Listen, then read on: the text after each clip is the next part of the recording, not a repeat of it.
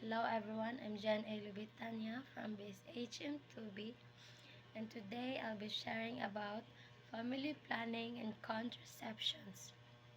So, why is it important to know these two? Because it helps us make decisions about how many children to have, or which really affects both families and societies. So first, let's talk about family planning. And what does it mean? Simply means that deciding on the number of children you want to have and when to have them based on what you can handle emotionally and financially.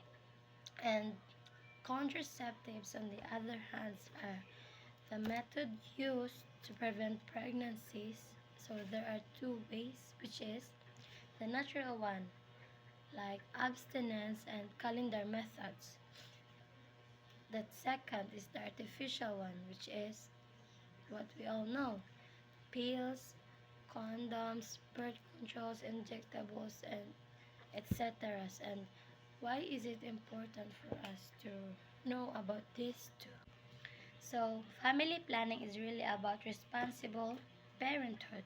It helps parents prepare before starting their own families, and so they can give better future for their children.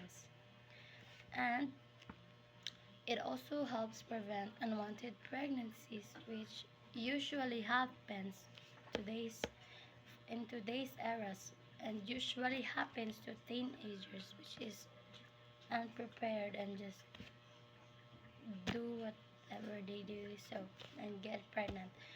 That is why there is there's a lot of children which that are starving, and no school, no education. And also, if um, families are well prepared before starting or making children or starting their own family, they can better give love, care, and better future for their children. So, in all, it means family planning is it helps us in the bigger picture.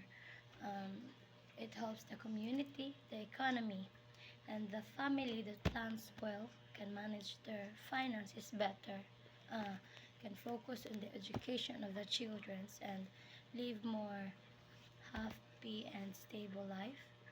And emotionally, it can reduce stress and strengthen the family bond. So let's give a real life